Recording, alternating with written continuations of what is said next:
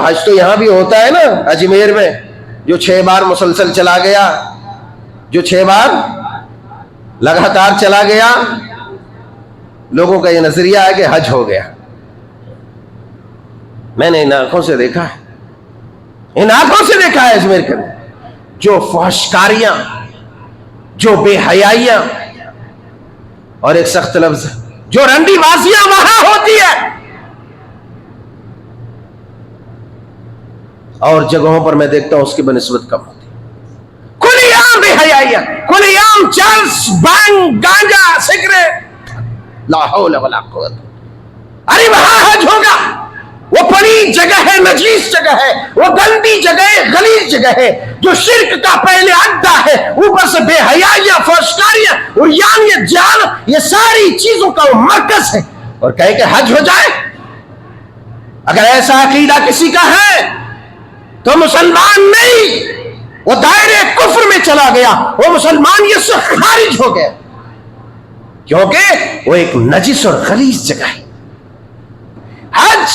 یہ پیغام دیتا ہے، اور وہاں جو تلبیہ پکارا جاتا ہے، لبیک اللہم لبیک لا شریک لک لبیک، بہت سارے ایسے ناخندہ مسلمان ہیں، بہت سارے ایسے نالائق اور نااہل اور جاہل قسم کے مسلمان ہیں جو حج سالوں سال کے پیسے اکٹھے کرنے کے بعد، پھول مالا چڑھنا پہننے کے بعد حج کر کے تو آتا ہے، مگر بعض ایسے ناخواندہ لوگ ہیں کہ وہاں جماعت کے ساتھ نماز بھی نہیں پڑھتے۔ العیاذ باللہ، خدا کی قسم میں سمجھتا ہوں کہ حرم مکی کے اندر پہنچ کر اسے جماعت کے ساتھ جس حرم مکی میں ایک نماز کا ثواب 1,00,000 نماز سے زائد اگر ثواب ملے، اور اس مقام مقدسہ میں پہنچ کر کے اگر جماعت کے ساتھ اس نے نماز نہیں پڑھی، تو میں سمجھتا ہوں کہ اس سے بڑا محروم شخص، اس سے بڑا بدقسمت شخص، اور اس سے بڑا بدبخت شخص کوئی بھی دنیا کے اندر نہیں ہوگا۔ مگر ایسے بھی لوگ ہیں کہ وہاں تو جاتے ہیں مگر جماعت کے ساتھ نماز ادا نہیں کرتے،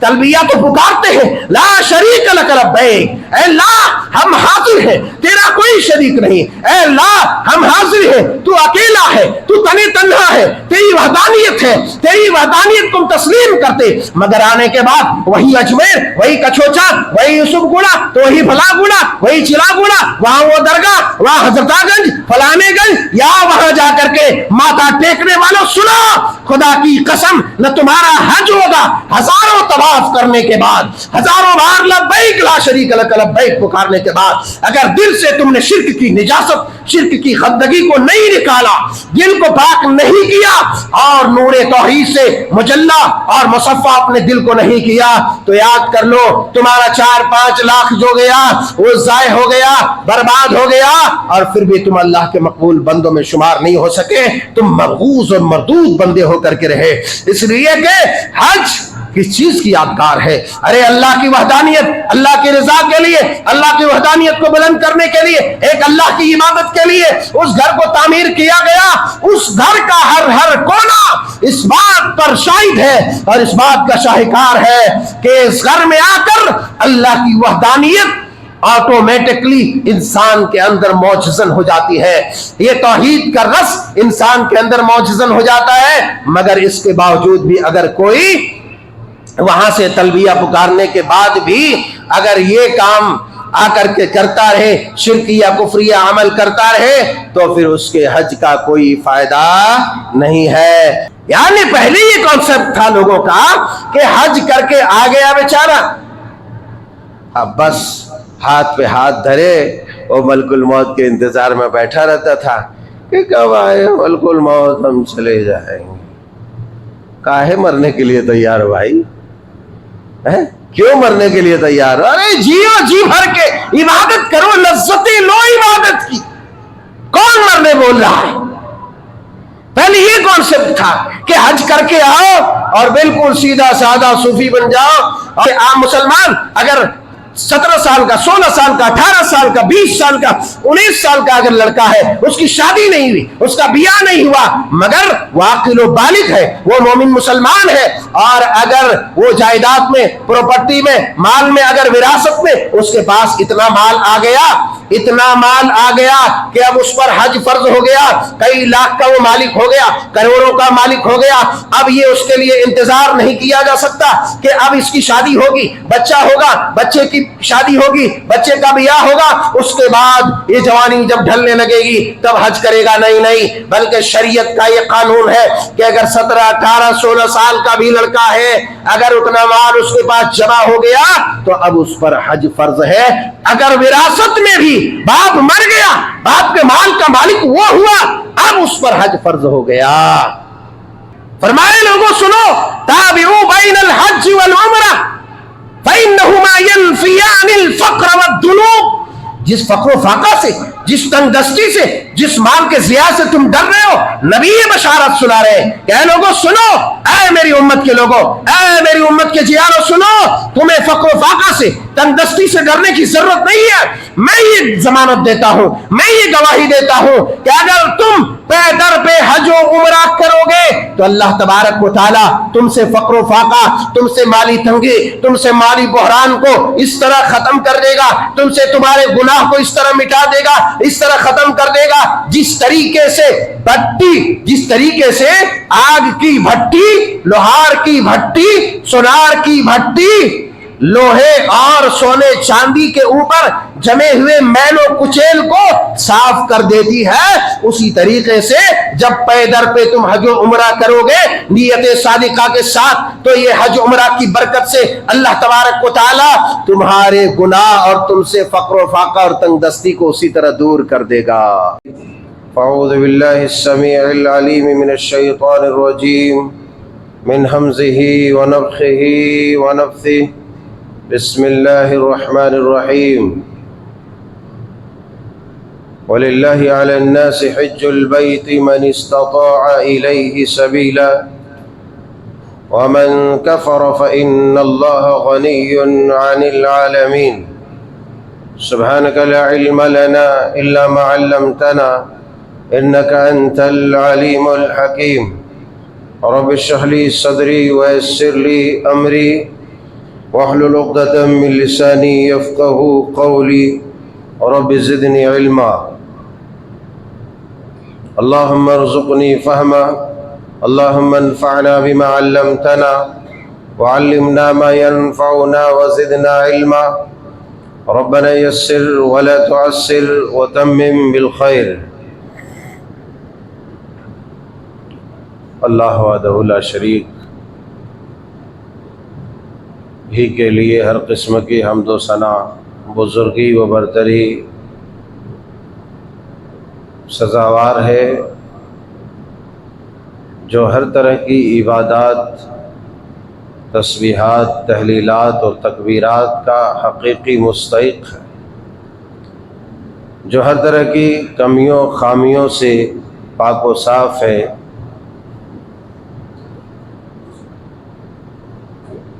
نہ جس کی یوم ولادت ہے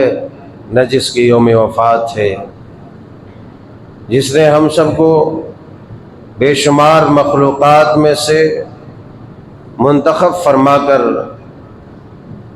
انسان ہونے کا، آدمی ہونے کا شرف بخشا ہے، اور بے شمار طاغوت پرست انسانوں میں سے نکال کر کے، بچا کر کے ایک اللہ وحدہ لا شریک کی عبادت کرنے والوں میں شامل فرمایا ہے۔ یقیناً ہر قسم کی حمد و ثنا، بزرگی و برتری، عبادت، ریاضت سب کے سب خاص اس اللہ کے لیے ہے۔ فللہ الحمد ولہ الشکر سبحان اللہ وبحمدہ سبحان اللہ العظیم اللہم صلی علی محمد وعلی آل محمد کما صلیت علی ابراہیم وعلی آل ابراہیم انکا حمید مجید اللہم بارک علی محمد وعلی آل محمد کما بارکت علی ابراہیم وعلی آل ابراہیم انکا حمید مجید۔ عزیزان گرامی، نوجوانان قوم و ملت، خواتین ملت اسلامیہ، آج کے اس خطبہ جمعہ میں حج کے متعلق، حج کی اہمیت، فرضیت، فضیلت افادیت کے متعلق چند باتیں آپ کی سماعتوں کے حوالے کرنے کی کوشش کر رہا ہوں، چونکہ ہم جن ایام سے گزر رہے ہیں وہ ایام وہ ماہ یہ حج کے مہینے ہیں۔ حج کے مہینے سے ہم گزر رہے ہیں اور حج کے متعلق بہت ساری لاپرواہیاں، بے پرواہیاں، کوتاہیاں اور خامیاں ہمارے درمیان پائی جاتی ہیں۔ یوں تو یہ موضوع بڑا ہی وسیع و عریض ہے، اگر اس کے ایک ایک احکامات کو گن گن کر بیان کیا جائے تو مہینوں لگ سکتا ہے، مگر ہم مختصر باتیں آپ کی سماعتوں کے حوالے کریں گے۔ رب تعالیٰ سے دعا ہے کہ مولا کریم ہمیں حق، سچ، صحیح، پوری صداقت و امانت کے ساتھ بیان کرنے، پہنچانے اور اسی طرح سے سب کو سننے اور کما حق کہو ہم سب کو عمل کرنے کی توفیق عطا فرمائے۔ حج، ہر مسلمان اس بات سے واقف ہے کہ جس طریقے سے اللہ تبارک و تعالیٰ نے بندہ مسلمان کے اوپر اقرار توحید کے بعد نماز فرض کیا ہے، زکوٰۃ فرض کیا ہے، رمضان المبارک کا روزہ فرض کیا ہے، اسی طریقے سے حج بھی اللہ تبارک و تعالیٰ نے اس امت کے افراد پر، ان افراد پر جو صاحب استطاعت ہو، جو طاقتور ہو، جو اس قابل ہو، جس کے پاس اتنا مال و متاع ہو، جس کے پاس اتنی قوت ہو، جسمانی جانی قوت ہو اور مالی قوت بھی ہو کہ وہ حرم شریف تک کا سفر کر سکے، خرچہ برداشت کر سکے، وہاں تک جانے کے وہ قابل ہو، تو اس عاقل و بالغ مسلمان مومن کے اوپر حج کرنا فرض ہے۔ اللہ بیان فرماتے ہیں وَلِلَّهِ عَلَى النَّاسِ حِجُّ الْبَيْتِ مَنِ اسْتَطَاعَ إِلَيْهِ سَبِيلًا وَمَنْ كَفَرَ فَإِنَّ اللَّهَ غَنِيٌّ عَنِ الْعَالَمِينَ کہ اللہ تبارک و تعالیٰ نے لوگوں کے اوپر فرض کیا ہے کہ وہ اللہ کے لیے حج کرے بیت اللہ کا۔ کون؟ من استطاع الیہ سبیلا، جو حج کے راستے کا خرچہ برداشت کر سکتا ہے، جو استطاعت رکھتا ہے، جو قوت رکھتا ہے، جو طاقت رکھتا ہے، خرچہ مالی اعتبار سے بھی وہ اس قابل ہو اور جسمانی اعتبار سے بھی اس قابل ہو، تو ایسی صورت میں اس پر حج فرض ہے۔ اور بلکہ حج جو اسلام کے ارکان ہے، 5 ارکان، بنی الاسلام علی 5 شہادت اللہ الہ الا اللہ وان محمد رسول اللہ واقام الصلاۃ وایتاء الزکاۃ وحج البیت وصوم رمضان، یہ ان 5 ارکان میں، 5 پیلرز میں سے ایک ہے جس کو اسلام کے ارکان اللہ کے پیارے حبیب علیہ الصلوۃ والسلام نے بتلایا ہے، جن ارکان کا شمار کیا ہے 5 کا، ان میں سے ایک بیت اللہ کا حج بھی ہے۔ اب ایک آدمی اگر صاحب استطاعت تو ہے، صاحب استطاعت تو ہے، اس کے پاس اتنی قوت، اتنا مال و متاع ہے، اور وہ نہیں کرتا ہے، تو بالکل اس پر وہی فتویٰ لگے گا جو فتویٰ تارک صلاۃ پر لگتا ہے۔ یعنی جو فتویٰ قرآن و سنت اس آدمی کے اوپر لگاتا ہے جو نماز کو چھوڑنے والا ہے، اب صاحب استطاعت ہونے کے بعد اگر وہ حج کو چھوڑتا ہے یا حج کا انکار کرتا ہے تو ایمان سے ہاتھ دھو بیٹھتا ہے، اس لیے کہ وہ ایک رکن اسلام کا توڑ دیتا ہے، چھوڑ دیتا ہے، اور اس سے وہ بری ہو جاتا ہے۔ اگر غفلت کی وجہ سے ہے تو بھی وہ مجرم ہے، سستی کی وجہ سے ہے تو بھی مجرم ہے، اور کنجوسی کے حساب سے ہے تو بھی وہ مجرم ہے۔ ہر مسلمان پر جو صاحب استطاعت ہو زندگی میں ایک بار حج فرض ہے۔ اللہ کے پیارے رسول صلی اللہ علیہ وسلم خطبہ ارشاد فرما رہے ہیں، آپ صحابہ کے درمیان ہیں، حضرت ابو ہریرہ رضی اللہ تعالیٰ عنہ کہتے ہیں کہ خطبنا رسول اللہ صلی اللہ علیہ وسلم فقال ایھا الناس، آپ نے ہمیں خطبہ دیا اور آپ نے ارشاد فرمایا اے لوگو فرض علیکم الحج، اللہ تبارک و تعالیٰ نے تمہارے اوپر حج فرض کیا ہے۔ فقال، فرمایا فحجوا، لہذا تم لوگ حج کرو۔ فقال رجل، ایک آدمی اٹھا اور کہا اکل عام یا رسول اللہ صلی اللہ علیہ وسلم، آدمی نے آپ کے اس خطبے پر، آپ کے اس ارشاد پر کہا کہ اللہ کے رسول صلی اللہ علیہ وسلم کیا ہر سال حج فرض ہے؟ کیا ہر سال حج فرض ہے؟ آپ خاموش رہے۔ فسکت، قال ثلاثا، اس آدمی نے نبی صلی اللہ علیہ وسلم کی خاموشی کے باوجود اس آدمی نے مسلسل اور مکرر 3 مرتبہ وہی سوال کیا اکل عام یا رسول اللہ، اے اللہ کے رسول صلی اللہ علیہ وسلم کیا ہر سال حج فرض ہے؟ آپ خاموش رہے۔ تھوڑی دیر بعد آپ نے کہا کہاں ہے وہ سائل؟ آپ نے کہا، آپ نے ارشاد فرمایا وہ سائل کدھر ہے جو ابھی مسلسل سوال کیے جا رہا تھا؟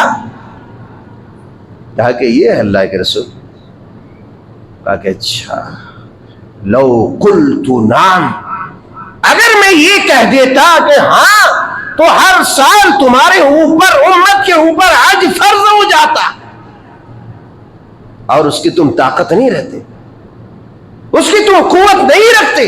اب ذرا تصور کرو، اگر ہر سال ایک آدمی کے اوپر حج فرض ہو جاتا، کر سکتا تھا؟ یہاں تو صاحب استطاعت ہو جاتا ہے، پوری زندگی نمازیں تو پڑھتا ہے، روزے تو رکھتا ہے،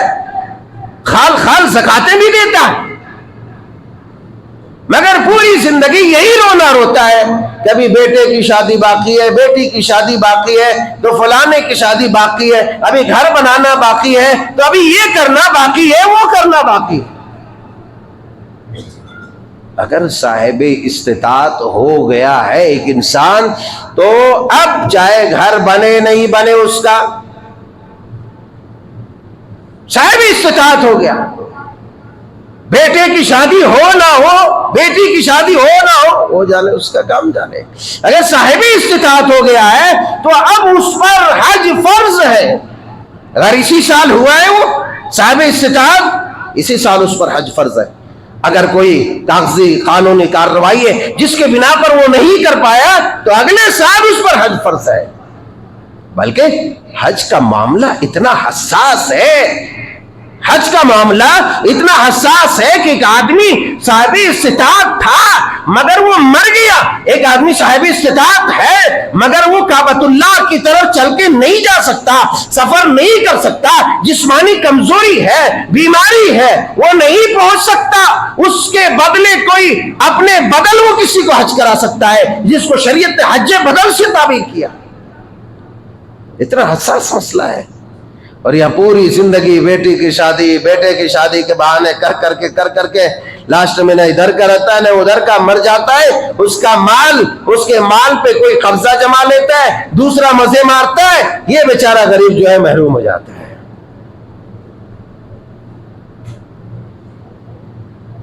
یہ غریب محروم ہو جاتا ہے۔ کتنی بڑی محرومی ہے کہ ایک آدمی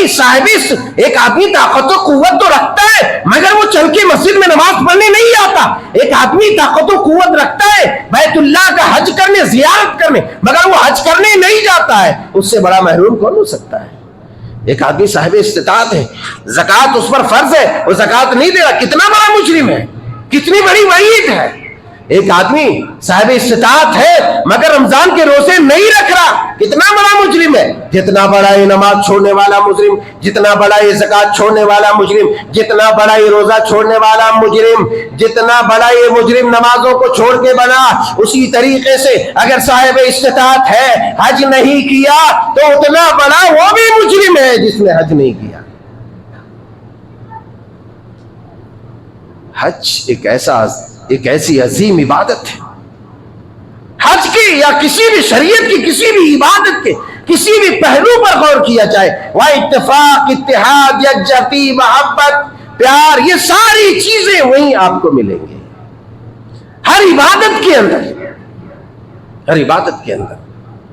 ایثار و وفا، مہربانی، مروت، دانائی، بینائی، یہ ساری چیزیں جو شریعت نے، اللہ نے جن جن عبادتوں کا حکم دیا ہے یا جو شریعت میں عبادت مشروع ہے، ان تمام عبادت کے ہر گوشے پر اگر آپ غور کریں گے تو وہاں امن و آشتی، محبت، الفت، معدت، دانش مندی، ایثار و وفا، قربانی، صبر و استقلال، ساری چیزیں وہیں آپ کو ملیں گی۔ بہرحال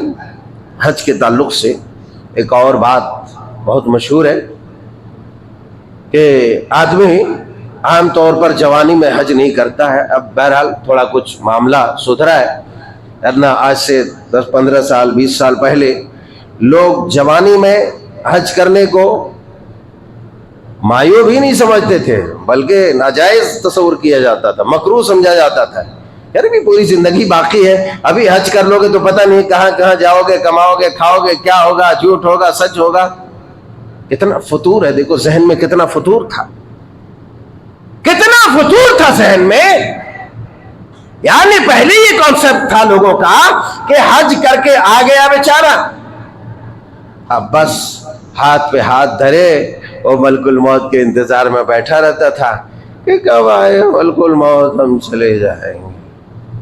کاہے مرنے کے لیے تیار ہو بھائی؟ کیوں مرنے کے لیے تیار ہو؟ ارے جیو، جی بھر کے عبادت کرو، لذتیں لو عبادت کی، کون مرنے بول رہا ہے؟ پہلے یہ کانسیپٹ تھا کہ حج کر کے آؤ اور بالکل سیدھا سادہ صوفی بن جاؤ اور ایک دم دنیا سے بیزار، الگ تھلگ، کسی سے کوئی زیادہ بات چیت نہیں۔ یہ کون سا حج ہے؟ کس نے کہا؟ ہاں، حج کر کے آؤ، مکروہات سے بچو، اور حج نہیں کرو تب بھی بچو۔ کون کہہ رہا ہے حج نہیں کیا تو خوب جھوٹ بولو، لوگوں کو دگا دو، لوگوں کو دھوکا دو، لوگوں کو چونا لگاؤ؟ کون بول رہا بھائی؟ کون بول رہا ہے؟ ارے یہ تو ہر حال میں ناجائز ہے، حرام ہے، چاہے حج کرو یا نہ کرو۔ بہر صورت تو پہلے یہ تھا، ایسا نہیں ہے۔ تو اس میں کیا تھا؟ اس میں لوگوں کے سامنے ایک دلیل تھی کہ نبی کریم صلی اللہ علیہ وسلم نے اپنی آخری عمر میں حج کیا اور پھر اس کے بعد آپ کی وفات ہو گئی۔ اللہ والو، ایسا نہیں ہے۔ حج کی فرضیت کے تعلق سے یہ ہے کہ بعض نے کہا کہ 5 ہجری میں، بعض نے کہا 6، ایک روایت ہے کہ 9 اور ایک روایت ہے کہ 10، مگر صحیح بات یہی ہے کہ 9 ہجری میں حج فرض ہوا۔ اب اس سے پہلے زمانہ جاہلیت سے حج ہوتا چلا آ رہا تھا۔ آپ کو معلوم ہونا چاہیے حج زمانہ جاہلیت سے ہوتا چلا آ رہا تھا، اور جب مکہ سے آپ نکالے گئے اس کے بعد سن 8 ہجری میں آپ مکہ میں فاتحانہ انداز میں داخل ہوئے، اس وقت آپ نے مکہ فتح کیا۔ اب چونکہ اسلامی قوت پوری زور و شور کے ساتھ مکہ میں سن 8 ہجری میں داخل ہوتی ہے، اور اس کے بعد وہاں جو ہے اسلامی حکومت قائم ہوتی ہے۔ مگر ابھی جو زمانہ جاہلیت کے رسومات تھے، زمانہ جاہلیت کے جو خرافاتیں تھی، ابھی مکے کے اندر موجود تھی، اور بلکہ یہاں تک تھا کہ کفار مکہ حج کرتے تھے تو اپنے جسم میں ایک بھی کپڑا نہیں رکھتے تھے۔ کفار مکہ حج کرتے تھے، کعبۃ اللہ کا طواف کرتے تھے تو ننگے جسم کرتے تھے، برہنہ جسم، چاہے مرد ہو عورت ہو کوئی بھی۔ وہ یہ کہتے تھے کہ ہم دن رات گناہوں میں مبتلا رہتے ہیں، دن رات ہم گناہ کرتے ہیں، اور ہمیں گناہوں سے، گناہ والے کپڑوں سے پاک و صاف ہو کر کے کعبۃ اللہ کا طواف کرنا چاہیے، اس طرح بالکل جس طریقے سے انسان ماں کے پیٹ سے آیا تھا، ابھی اس کا کوئی گناہ نہیں، اس طرح ہو کر کے بے لباس ہو کر کے برہنہ ہو کر کے طواف کریں گے تو ہم حج کو پائیں گے اور اللہ تعالیٰ کو راضی کریں گے۔ اللہ اکبر کبیرہ، اتنی بڑی خباثت، اتنی بڑی خباثت، اتنی بڑی خباثت، یہی وجہ ہے کہ بہت ساری رسومات ابھی جاری اور ساری تھی۔ اللہ کے پیارے حبیب علیہ السلام نے جو سن 10 ہجری میں آپ نے حج کیا اور اس کے بعد آپ کی وفات ہو جاتی ہے چند ماہ بعد، اس سے قبل 8 ہجری میں مکہ فتح ہوتا ہے، 9 ہجری میں امیر الحجاج سیدنا حضرت ابو بکر صدیق رضی اللہ تعالی عنہ کو امیر الحجاج بنا کر کے آپ نے روانہ کیا مکہ کی طرف، تاکہ کعبۃ اللہ کا حج کیا جائے، فریضہ حج ادا کیا جائے، اور ساتھ ہی ساتھ آپ نے یہ اعلان بھی جاری کروا دیا کہ یہ اعلان کر دینا کہ اس سال کے بعد اس کعبۃ اللہ کے اندر کسی بھی مشرک کو، کسی بھی کافر کو حج کرنے کی اجازت نہیں ہوگی، اور نہ ہی کسی کو یہ اجازت ہوگی کہ وہ ننگا طواف کرے، یا نہ کسی کو یہ اجازت ہوگی کہ جو زمانہ جاہلیت کے مشرکانہ اور خرافاتانہ جو خرافات اور جو رسومات باطلہ تھی اس کی یہاں قطعاً اجازت ہوگی، ہرگز نہیں۔ لہذا یہ اعلان کر دیا گیا کہ اس سال کے بعد کوئی بھی مشرک حج نہیں کرے گا۔ جب تمام خرافات اور رسومات سے کعبۃ اللہ کو پاک کر دیا گیا، اس کے بعد سن 10 ہجری میں نبی کریم صلی اللہ علیہ وسلم نے حج کیا۔ اس سے پہلے کئی مرتبہ آپ نے عمرہ کیا تھا، اور جب آپ نے حج کیا تو حج کے دوران صحابہ کرام علیہم الرضوان کو حج کے طریقے سکھلائے، حج کے ایک ایک طریقے جو صحیح تھے آپ نے سکھلا دیا، اور پھر یہ دنیا کو پیغام دیا کہ حج کا جو طریقہ ہے اب یہی مرتے دب تک اور قیامت کے صبح تک رہے گا، اور اس طریقے سے ذرہ برابر عدولی نہیں کی جائے گی۔ اللہ اکبر، یہی وجہ تھی کہ آپ علیہ السلام نے اپنی آخری عمر میں حج کیا، آپ علیہ السلام نے سن 10 ہجری میں حج کیا، یہی وجہ تھی، یہی سبب تھا، ورنہ عام مسلمانوں کے لیے یہ نہیں، بلکہ عام مسلمان اگر 17 سال کا، 16 سال کا، 18 سال کا، 20 سال کا، 19 سال کا اگر لڑکا ہے، اس کی شادی نہیں ہوئی، اس کا بیاہ نہیں ہوا، مگر وہ عاقل و بالغ ہے، وہ مومن مسلمان ہے، اور اگر وہ جائیداد میں، پراپرٹی میں، مال میں، اگر وراثت میں اس کے پاس اتنا مال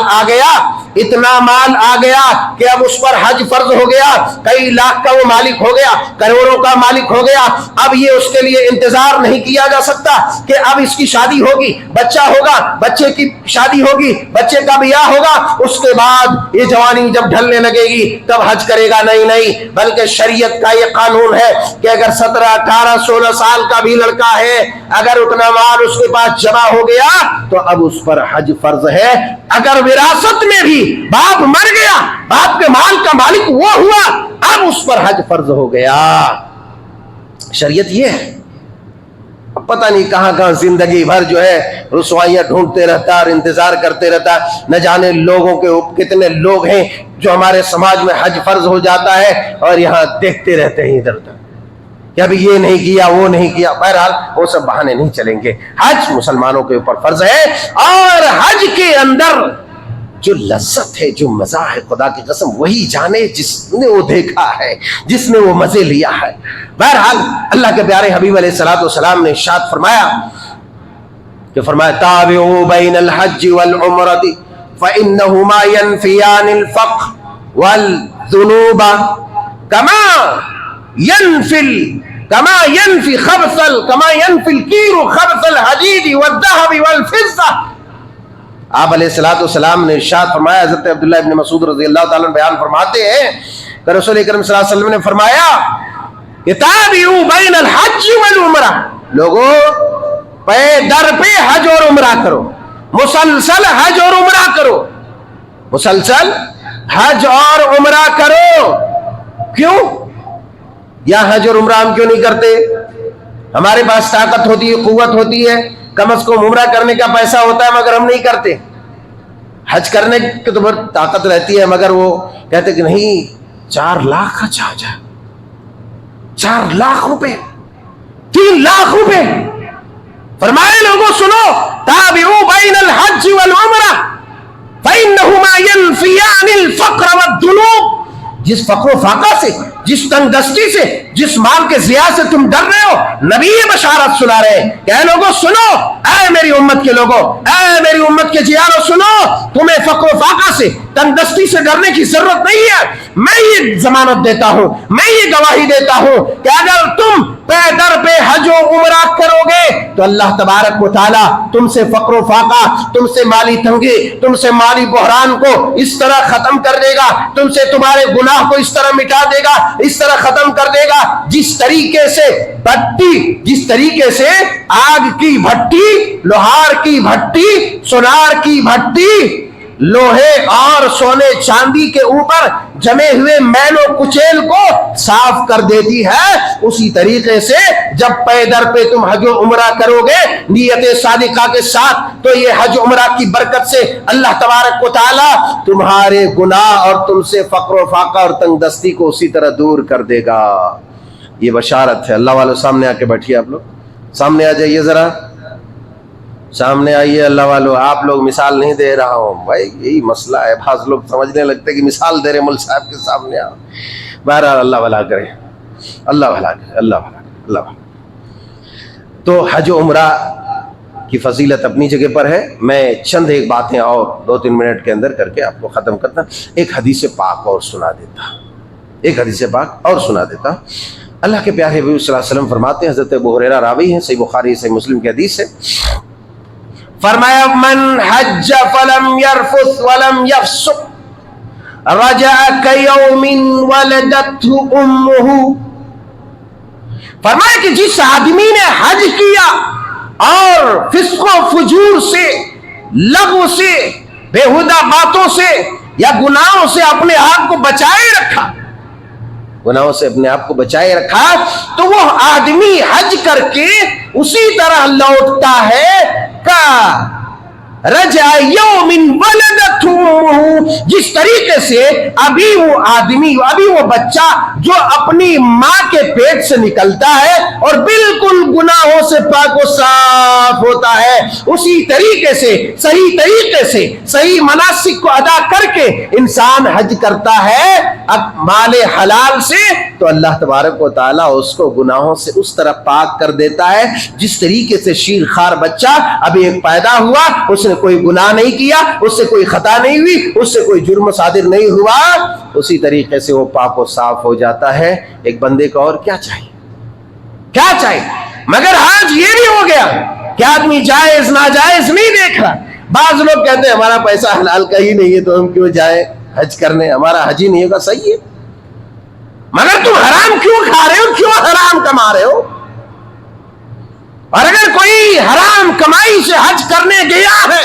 ایسی صورت میں حج کر کے وہ آ گیا، عمرہ کر کے آ گیا، نماز طواف اور سعی بین صفا والمروہ کر کے آ گیا، سارے ارکان ادا کر دیے، اس کا حج نہ اس کی دعا، نہ اس کی کوئی عبادت، نہ اس کے تسبیحات، نہ اس کا تلبیہ، نہ اس کی کوئی نیکی جو اس راہ میں اس نے کیا ہے، کوئی بھی نیکی قابل قبول نہیں۔ اس لیے کہ اگر آپ کی عبادت قبول ہونا ہے تو شرط یہ ہے کہ آپ کے لباس جو آپ نے زیب تن کیے ہوئے ہیں، آپ کا پیٹ جس میں غذائیں ڈال رہے ہیں، آپ کے رگوں میں جو خون گردش کر رہا ہے، وہ مال حلال سے کھائی ہوئی غذا سے وہ خون بنا ہو، مال حلال سے خریدا ہوا وہ لباس ہو، تبھی آپ کا حج، آپ کی عبادت قبول ہوگی، نہیں تو آپ کی عبادت قابل قبول نہیں، حج ہی نہیں، کوئی بھی عبادت نہیں۔ ایک آخری بات، حج ہمیں پیغام دیتا ہے۔ کیا پیغام دیتا ہے؟ آدمی حج کر لیتا ہے، اب حج تو یہاں بھی ہوتا ہے نا اجمیر میں، جو 6 بار مسلسل چلا گیا، جو 6 بار لگاتار چلا گیا، لوگوں کا یہ نظریہ ہے کہ حج ہو گیا۔ میں نے ان آنکھوں سے دیکھا ہے، ان آنکھوں سے دیکھا ہے اجمیر کے جو فحشکاریاں، جو بے حیائیاں، اور ایک سخت لفظ جو رنڈی بازیاں وہاں ہوتی ہے، اور جگہوں پر میں دیکھتا ہوں اس کی بنسبت کم ہوتی ہے۔ کھلی عام بے حیائیاں، کھلی عام چرس، بانگ، گانجا، سگریٹ، لا حول ولا قوت۔ ارے وہاں حج ہوگا، وہ پلیت جگہ ہے، نجیس جگہ ہے، وہ گندی جگہ ہے، غلیظ جگہ ہے، جو شرک کا پہلے اڈا ہے، اوپر سے بے حیائیاں، فحشکاریاں، عریانیت، جہالت، یہ ساری چیزوں کا وہ مرکز ہے. اور کہے کہ حج ہو جائے. اگر ایسا عقیدہ کسی کا ہے تو مسلمان نہیں، وہ دائرے کفر میں چلا گیا، وہ مسلمانیت سے خارج ہو گیا، کیونکہ وہ ایک نجس اور غلیظ جگہ ہے. حج یہاں نہیں ہوتا. حج کے لیے باقاعدہ ایک موسم ہے، وقت ہے، تاریخ ہے، دن مقرر ہے. اگر حج کا سفر شوال کے علاوہ کوئی رمضان میں احرام باندھ کے جاری کرتا ہے، اس کا حج نہیں ہوگا، نہیں ہوگا، نہیں ہوگا. حج کے لیے زیادہ سے زیادہ شوال میں احرام باندھ کے نکل سکتا ہے. بہرحال یہ ضمنی چیزیں ہیں. جو میں بتلانا چاہتا تھا وہ یہ ہے، حج یہ پیغام دیتا ہے. اور وہاں جو تلبیہ پکارا جاتا ہے، لبیک اللہم لبیک لا شریک لک لبیک، بہت سارے ایسے ناخواندہ مسلمان ہیں، بہت سارے ایسے نالائق اور نااہل اور جاہل قسم کے مسلمان ہیں جو حج سالوں سال کے پیسے اکٹھے کرنے کے بعد، پھول مالا چڑھنا پہننے کے بعد حج کر کے تو آتا ہے، مگر بعض ایسے ناخواندہ لوگ ہیں کہ وہاں جماعت کے ساتھ نماز بھی نہیں پڑھتے. العیاذ باللہ، خدا کی قسم میں سمجھتا ہوں کہ حرم مکی کے اندر پہنچ کر اسے جماعت کے ساتھ جس حرم مکی میں ایک نماز کا ثواب 1,00,000 نماز سے زائد اگر ثواب ملے، اور اس مقام مقدسہ میں پہنچ کر کے اگر جماعت کے ساتھ اس نے نماز نہیں پڑھی، تو میں سمجھتا ہوں کہ اس سے بڑا محروم شخص، اس سے بڑا بدقسمت شخص اور اس سے بڑا بدبخت شخص کوئی بھی دنیا کے اندر نہیں ہوگا. مگر ایسے بھی لوگ ہیں کہ وہاں تو جاتے ہیں مگر جماعت کے ساتھ نماز ادا نہیں کرتے، تلبیہ تو پکارتے ہیں، لا شریک لک لبیک، اے اللہ ہم حاضر ہیں، تیرا کوئی شریک نہیں، اے اللہ ہم حاضر ہیں، تو اکیلا ہے، تو تنہا تنہا ہے، تیری وحدانیت ہے، تیری وحدانیت کو تسلیم کرتے. مگر آنے کے بعد وہی اجمیر، وہی کچھوچا، وہی یوسف گوڑا، تو وہی بھلا گوڑا، وہی چلا گوڑا، وہاں وہ درگاہ، وہاں حضرتا گنج، فلانے گنج، یا وہاں جا کر کے ماتھا ٹیکنے والوں سنو، خدا کی قسم نہ تمہارا حج ہوگا ہزاروں طواف کرنے کے بعد، ہزاروں بار لبیک لا شریک لک لبیک پکارنے کے بعد، اگر دل سے تم نے شرک کی نجاست، شرک کی گندگی کو نہیں نکالا، دل کو پاک نہیں کیا اور نور توحید سے مجلہ اور مصفہ اپنے دل کو نہیں کیا، تو یاد کر لو تمہارا 4-5 لاکھ جو گیا وہ ضائع ہو گیا، برباد ہو گیا، اور پھر بھی تم اللہ کے مقبول بندوں میں شمار نہیں ہو سکے، تم مرغوز اور مردود بندے ہو کر کے رہے. اس لیے کہ حج کس چیز کی یادگار ہے؟ ارے اللہ کی وحدانیت، اللہ کی رضا کے لیے، اللہ کی وحدانیت کو بلند کرنے کے لیے، ایک اللہ کی عبادت کے لیے اس گھر کو تعمیر کیا گیا. اس گھر کا ہر کونا اس بات پر شاہد ہے اور اس بات کا شاہکار ہے کہ اس گھر میں آ کر اللہ کی وحدانیت آٹومیٹکلی انسان کے اندر معجزن ہو جاتی ہے. یہ توحید کا رس انسان کے اندر معجزن ہو جاتا ہے. مگر اس کے باوجود بھی اگر کوئی وہاں سے تلبیہ پکارنے کے بعد بھی اگر یہ کام آ کر کے کرتا رہے، شرکی یا کفری عمل کرتا رہے، تو پھر اس کے حج کا کوئی فائدہ نہیں ہے. اس لیے اگر پیسے لگا کے جاتے ہو، اللہ تعالیٰ نے توفیق دی ہے تو وہاں جا کر کے نصیحتیں، عبرتیں لے کر کے آؤ اور حج مبرور لے کر کے آؤ، حج مقبول لے کر کے آؤ، اس طرح لوٹ کر کے آؤ جیسا کہ تم گناہوں سے پاک و صاف ہو چکے ہو. رب تعالیٰ جل شانہ سے دعا ہے کہ مولا کریم ہم تیرے در کے گنہگار، سیاہ کار، خطا کار بندے ہیں. پروردگار عالم میرے مولا تو ہم سب کو گناہوں سے پاک و صاف کر دے، ہم سب کے گناہوں کو تو معاف فرما دے، اور ہم بڑے بد نصیب ہیں مولا، تو اپنے اس مبارک گھر کی زیارت نصیب فرما. اے اللہ جنہوں نے حج کیا ہے پروردگار ان سے کوتاہیاں اور خامیاں ہوئی ہے میرے مولا، اے اللہ تو ان کی کوتاہیوں اور خامیوں کو تو درگزر فرما، ان کو حج مبرور نصیب فرما. جو لوگ گئے ہیں میرے مولا تیرے گھر کی زیارت کے لیے ان کو حج مقبول عطا فرما، اور جو نہیں جا سکے ہیں، جو مجبور ہیں، جن کے پاس استطاعت نہیں، میرے مولا تو ان کو صاحب استطاعت بنا دے تاکہ تیرے مقدس گھر کی زیارت کر سکے. اور اے میرے مولا اگر ہم نہیں جا سک رہے ہیں، ہمارے اندر طاقت نہیں، قوت نہیں، استطاعت نہیں، مال نہیں، دولت نہیں، تو کم از کم وہاں کا حج کا جو پیغام ہے تیری وحدانیت کا، تیری توحید کا، اس پیغام پر عمل کرنے کی توفیق عطا فرما. آمین تقبل یا رب العالمین. وآخر دعوانا